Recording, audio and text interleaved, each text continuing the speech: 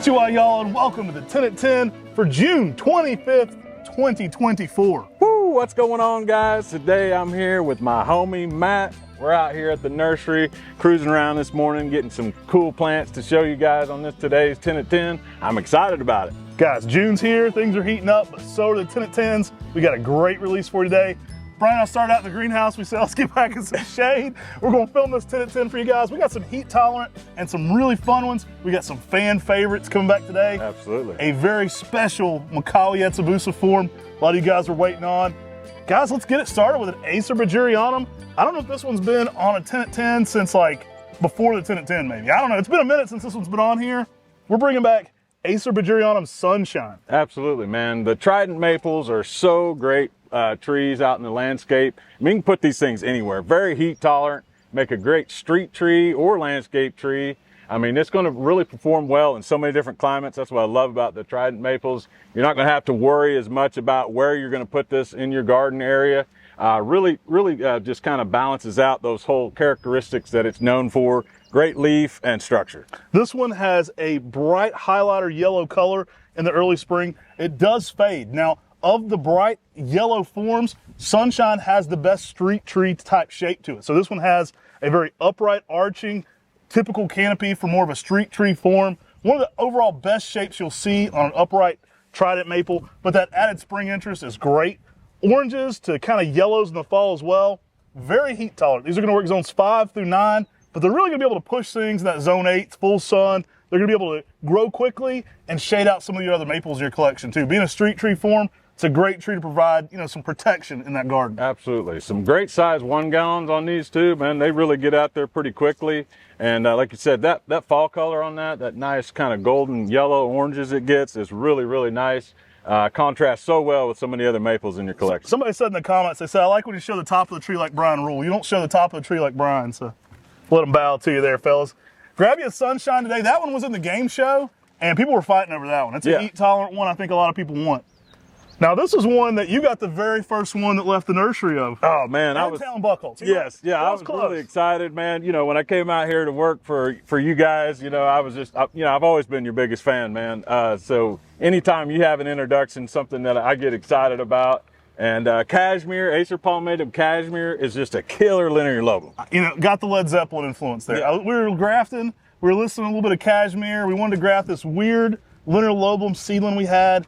Talon really likes it. I mean, obviously he introduced fairy hair and has a great lineup of linear lobums.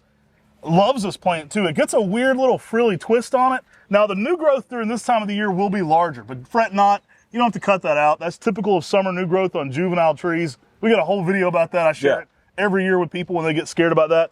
This one doesn't revert to big leaves, but as it matures, that older growth gets stringier, even more frilly. We find it to be an even more durable combination for something like fairy hair. So you can use this in areas where fairy hair might have a trouble shutting down your winters. Great goldeny yellow fall colors on this one, but I love Cashmere. It really gets some crazy thin foliage. Yeah, this is something that if you have this in your garden, most people that see it are not going to be sure exactly what you have there in your garden, because that linear lobum leaf is just so interesting, so different from your standard palmatum. It really provides an interesting texture out in your garden, and just contrast in color and texture out there. I really like you said, that twisting on it. I had mine in a nice little pot. So I'd love to see this like in a bonsai. You don't see the linear lobums in a bonsai pot very often. I'd really like to see what that looked like. Typically zones 5 through 9, around 6 to 8 foot on this one in 10 years, so medium in growth rate. Nice full canopy to it. Man, I know you play some guitar. You should have broke out. You could have the big Jimmy Page double out here for Cashmere. Anyway, grab your Cashmere today. Play you some Cashmere while you're admiring your Cashmere. Absolutely. As Matt says it all the time, man, a great name on a great tree, that's the way to do it. Something about classic rock names. I have to collect all the ones with like songs I like. Like I don't have it, but there's a Stewardia in Europe called Black Dog. And just being a Zeppelin fan, I'm like, dang it, I need that Black Dog. I don't really know anything else about it, but I kind of want it now. All right, man, so next one here, this is something that, doesn't really see that often come available. This is Acer robustum. Beautiful specimen of tree here, and absolutely really something interesting that I need to learn more about. Guys, I love this plant. Now, robustum works zones 5 through 9, but I'll tell you, it kind of has an extra superpower to it. We're here in Western North Carolina. These are actually grafted from one at Don Shadow's place originally. I also have some successions from the Morris Arboretum. Now, at both places, they were noticing in extreme frost, no burn. No burn. In leaf, in extreme frost, no burn. So it is on that upper scale for development, for durability. Now, the leaves will get a bit larger. So the leaves do get more Shirasawa with them, maybe a little bit bigger than that as they mature out. But think of it as a more, full round leaf, kind of comparable in size to something like Osakazuki at maturity. Right. So the leaves will get a little bigger. Now, this is a green, but that fall color is outstanding. Yellows to oranges in the fall. But it really does have that extra superpower of the foliage can handle a good bit of cold and frost, right, which is awesome for us here in Western Carolina. Oh, absolutely. Yeah, and those northern gardeners too, man. This is one that you guys need to get. If you see this coming up on the 10 at 10, don't sleep on this. Make sure you add that to your cart and get checked out as soon as you can, because I think those collectors out there, especially when you get into species, we don't offer a lot of just straight species here, but this is one you definitely want to add to your collection. I was excited to see this. It was something kind of fresh and new for me to experience, and really cool to be able to offer this. Now, a synonym for this I made sure to check is Acer awanense. I don't know if I'm saying that correctly, but you'll see that out there sometimes. I originally obtained this from the Morris Arboretum that had been wild collected, so it has succession numbers and everything there, under the name robustum, so I always try to keep the records as accurate as possible. Another neat factor about this tree is it's very multi-stemmed, so it tends to get a small round canopy. If you've seen like Ginkgo chichi, it kind of gets a good little globe going like that. Yeah. So I mean, even a 10-year-old plant's about 6 by 5, so nice little dome shape to it. Big foliage, looks awesome. Takes a lot of heat too. Yeah. We're still going to be testing this one in some heavier zone 9s. Right. I think it has potential to be in that heat seekers type category for some offspring, but we're still doing some tests of that heavy zone 9. But I'm very optimistic about this one for its heat tolerance and its cold tolerance. Very cool tree, man. Ooh, another fan favorite coming back, y'all. All right, Matt, what do we got? Ruby de Sopia, y'all. I love this one. It's contorted. It's like a ghost series. It's a reticulated form, and it is contorted. This one gets some of the funkiest shapes of any of the reticulated maples. Yeah, I absolutely love this. I have this in my collection, man. Whenever I first saw this plant out here at the farm, I had to get one of these because it kind of gives you that like amber ghost vibes. Right. But then you get that crazy structure on it, man. This gets some like twisting, branching on it. Really unique structurally, and that's something that really excited me to thinking about, this as long-term in my landscape. We were at a plant conference not too long ago, and we were trying to think of, like, are there no corkscrew maples? Because that's sometimes a trait like columnar and weeping that you'll see in other plants, or like that corkscrew contorted type shaping. Man, I would say this comes close to it. Something like this and something like Japanese lanterns, they have irregular growth patterns. They kind of put on these weird spirals, and I don't know if this is truly corkscrewing, but it is like crazy on the shape. I mean, the shape is awesome. You're going to get a low, wide-spreading, reticulated form with tons of growth. Soft pinks to red in the early spring, fading to more of that white amber ghost kind of color. And then fall colors can be like strawberry-ish pink red. I've seen it be some incredible bold reds in the fall as well. I think Ruby de Sopia is so next level, though. I'm a big fan of this one. And again, zones 5 through 9. Giving it some protection in your hot afternoon sun and your hotter locations will hold your spring color later into the season. Definitely. And when it comes to the reticulated types too, there's so many out there. You're always looking for something that kind of sets itself apart when you're trying to select, a particular reticulated style Japanese maple. And I think all of those characteristics we just talked about, structure, the overall aesthetic of this plant is just really, really unique and kind of puts itself in its own little category. The reticulation on it's really, really strong. I've got one in my garden. I've got it in a decent amount of sun with some afternoon shade, and it really gets some nice colors, kind of some pink blushing this time of year in the summer. If you give it a little bit more sun than what you would expect, you can get some nice pink blushing on that. Love this plant. Fun one for a container possibly too, because you can kind of create some funky shapes on it. I mean, let it play, let it do its own thing. Like, I think a lot of times in America, we look too much for maples to be cookie cutter shapes. Yeah. This one isn't going to be a cookie cutter shape. So expect irregularity on this one as it grows. It's going to have more of that Yamamomiji, that mountain maple vibe to it, where it looks like the wind's kind of pushed it this direction and that. I think it gives it a way more romantic look to it. I just like the overall vibe to that. And I like each tree has its own unique characteristic to it. Absolutely. Killer tree. Woo. From one killer reticulated to another. Woo! All right, man. Next up, we got Acer palmatum, frosted purple. I always try to hype this one up because this is my wife's favorite reticulated Japanese maple. She loves the color purple, and this thing puts on some crazy purple, maroons, and reds. I absolutely love just the overall feel of this tree. I've got one of these out in my front yard where we can see it from the front porch. We walk by it every day. So it's one of those trees that I just often stop and admire. Well, shout out to Frances. She's every bit the plant enjoyer and lover of maples that you are. So always fun there. Gotta hype the wife's favorite plant. That's always a good one. Frosted purple is so next level, guys. We've told the story a few times, but the first time I got this one was just in a box. I lived at Mom and Dad's in the basement, and it showed up in a box, and it just said from Talon Buckholz. He didn't say he sent anything. I go out there and open it up, and here's this metallic-y purple tree in a box. And I mean, me and Tim are like high-fiving and screaming, right? Yeah. So I mean, like, I just remember the excitement that come along with that. And like, it's so next level. I love the color patterns this gets. That frosted purple really describes it very well because you get some weird shades. I mean, there's a lot of comparisons to purple ghosts with any of the purple ones, but this one truly has a good distinction in that creamier, more frosted look to it. Yeah, it does. This gives a lot of unique characteristics, I think. And as the leaf matures out, one thing I've noticed of growing it over the years is when the leaf matures out, the lobe kind of has a nice fat, rounded lobe to it that comes to a point. So just the texture of the leaf is kind of a little bit different than your typical of the Ghost series and reticulated types. I like that about it. And that creates that beautiful palette for that cool, like frosted purple color that you can get.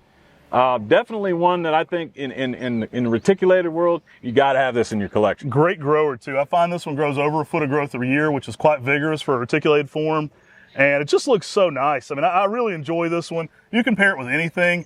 A couple of my favorites to pair it with are something like Miss Maple or Blonde Beauty, which are kind of that New Ghost series as well, because you can get so much interesting color play off of them. But yeah, I mean, as Tim's gonna say, put it with a yellow, right. But this thing looks good with anything in the garden. Absolutely. Yeah, I've got this planted next to Germain's Gyration. Oh, nice. So these two, when they go into that fall color, Germain's going that crazy orange, and this going to those crimson reds, I think they're gonna play off each other really well. Nice. Good choice, good choice. All right, coming up next, what we got, Matt? Looks like we got some Acer palmatum Orizuru. Older classic variegated form. Oh yeah, I love the variegated Japanese maples, and this one has some really, really crazy variegation to it. These like speckled splotches, a little bit of like sickling going on in it as well. So it's kind of got a mix of all of those characteristics of variegated Japanese maple. Yeah, this one is in that Aridano family style, so it definitely has some similarities to like Aridano Nishiki or Uzu Nishiki. I find that this has one of the most serrated leaves of any of those. So give this one some protection from the hot afternoon sun and some of the hotter zones. It's gonna work zones 5 through 9, and cutting this one back in the early spring can even get you crazier shades. I've had years where Orizuru was like shrimp pink all over. Yeah. So like the new growth will blow you away. Now it doesn't revert, so secondary flushes in the summer can often be even more colorful. If you're not happy with your color, lightly prune on it. We got a whole video on doing that. Right before they leaf out, you can increase your color on the Aridano Nishiki styles by doing that. Not required, but something you can do to kind of enhance them even more. Classic Japanese maple from Japan. Orizuru really brings it color-wise. Man, I love the variegated Japanese maples. They're like a photographer's dream. I love getting out when these are putting on a show, capturing that perfect moment of that leaf. And you post it, people are like, man, that don't even look real. You know, some of the variegation that this gets is absolutely insane. And it's such a strong variegation too. It even goes into the bark. You can get some nice candy striping in that bark. I love that about those variegated types because it brings it not only from the leaf, but even into the bark. A little more vigorous than something like a few of the other types like cotton candy. This one will tend to be around 8 to 10 foot in 10 years. Great shape to it, more vase shaped in its approach, but just a showstopper for the color. Early morning sun tends to give it its best color. Yeah. If you love variegated plants, you got to get one of these. Whew, a lot of people have been waiting on this one too, man. We got an all hitter 10 at 10 here today, guys. You're gonna love this one. All right. What we got next, Brian? All right, man. I'm always on the hype train on this cultivar right here. This is Acer palmatum Shiranami. Now, you know I heard about this one from our mentor, Elizabeth Mundy. She recently moved like right near us. She lives 20 minutes from here. So I'm gonna try to get her on the show. I'm twisting her arm.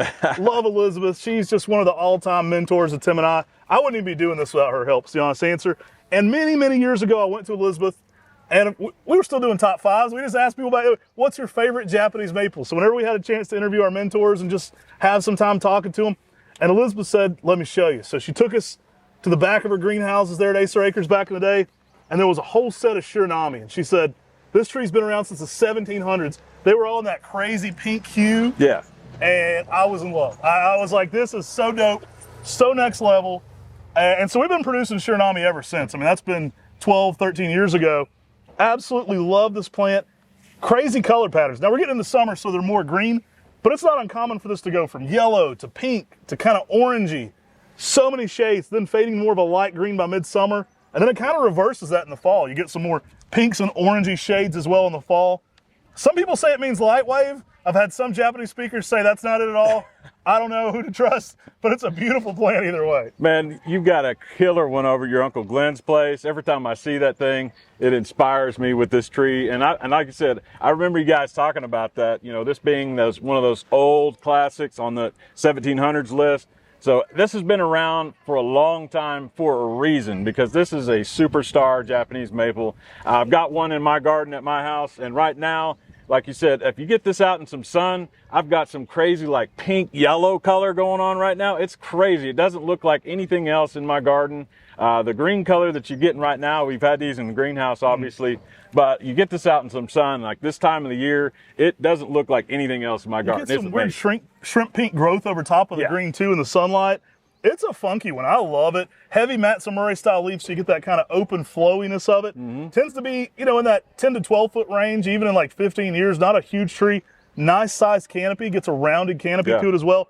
Very much multi-stemmed as it branches out though. So you get a good palette for all that fall color and all that spring color. Love it. Works zones 5 through 9. It's been pretty heat tolerant for us up to zone 8 as well.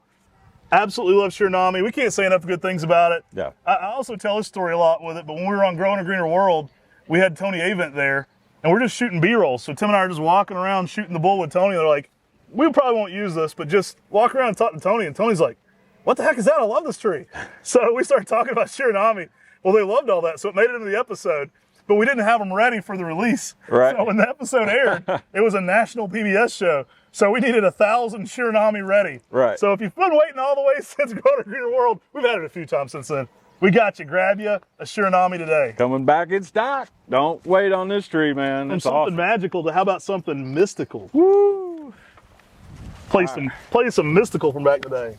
All right, man. You know everybody loves the Makawa variances, man. There's so many killer ones out here, but this one sets itself apart. What do we got? We got Mystic Makawa, y'all back on the 10 at 10. Great looking 1 gallons of this. You know this one, it's the orange one variant of the Makawa family. Probably my favorite orange. I've told this story too, but I had one named Oompa Loompa I was going to release. And then when I saw this one from Crispin, I was like, we don't need 2 that are that close. Right. And so I discontinued it and stuck with Mystic. Love this plant. It is intensely orange, great fall colors, great growth pattern, dense and compact. A little slower growing than Makawa, we find. Makes one of the quintessential members of that Makawa family. It's a term we've kind of coined here. Yeah. You know, Koi, Red Panda, Mystic, Japanese Princess, Mayday. Some of those are just so classic. They fit together so well. And I love that you get that orange new growth even right now. These sell out so quickly, man. So be ready when you see this video. Be ready. Start stretching your fingers, man. Make sure your computer internet connection's solid. Get ready to check out on one of these things. I love the Makawa collection. I've got a pretty extensive collection in my garden. I know you do too. And this holds its own, man. It's got this crazy orange color when it comes out in the spring.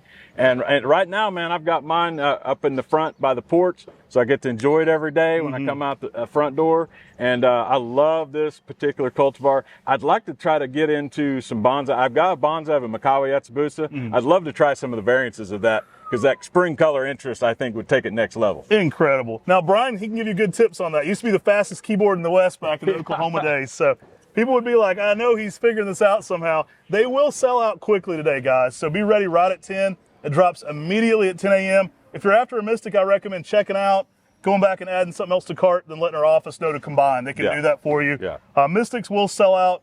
Even large sets tend to sell out in a few minutes. Yeah, for sure. Very popular plant. I think everybody's going to be clamoring to get their hands on Mystic. Love Crispin's introductions, man. And we're back. All right, guys, I'm excited to bring in this one right here. This is one of our 10-gallon sizes that we're now shipping here at Mr. Maple. This is Acer palmatum CN Kaku. Grab you one of these, one of my favorite variants of the Makawa family. And I do include this one in the Makawa family. You'll see why as it ages. Stretches out, grows quickly, but then it tightens back up. So it's a way to get a big looking Makawa Yatsubusa fast. Almost looks pendulous sometimes when they're young. Sometimes almost looks coral bark because it grows so fast. A lot of people look at this one and go, is that a bark interest one? I love it. Great fall colors.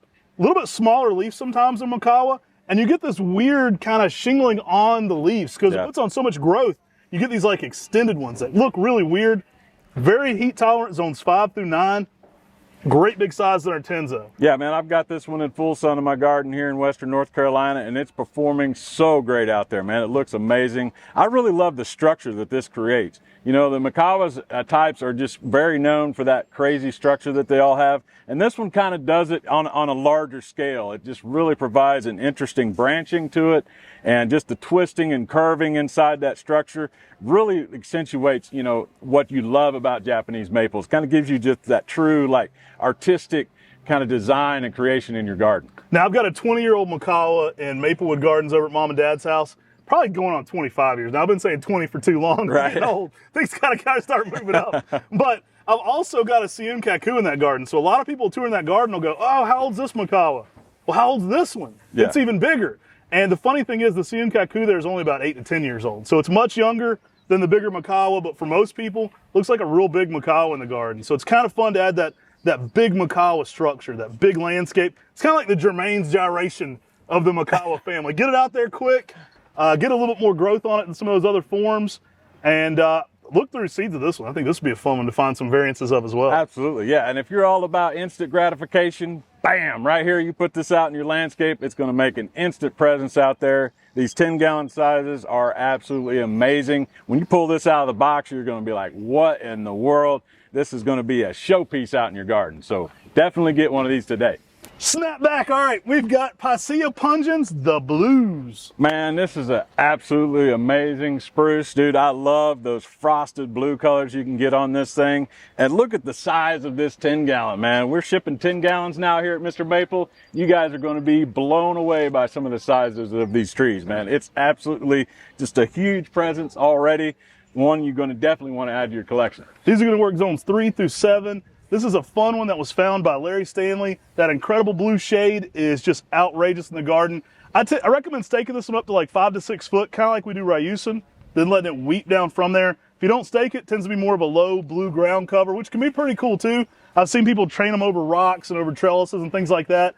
The blues though, it brings the blues in the garden. We were talking about Jimmy Page earlier. Maybe we could break out some like BB King, Sweet Lucille for this one. Oh, dude. Play a little The Thrill Is Gone. Absolutely, man. One of my favorite things to do is get my guitar out and sit around and pick and play a little bit of the blues, man. And this thing right here is definitely one that you want to put out in your garden.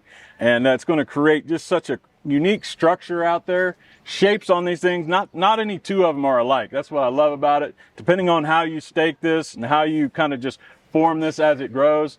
We've got some nice sizes here. You're saying this is probably about a 10-year size here. Oh, at least 8 to 10 years. Older specimen grown at Buckholz in Oregon. I think you're going to want to grab these. They're choice conifers for sure, and at great prices and shipping directly to your door. Man, I tell you what, pair this with a gold drift, right? The blues with a gold drift.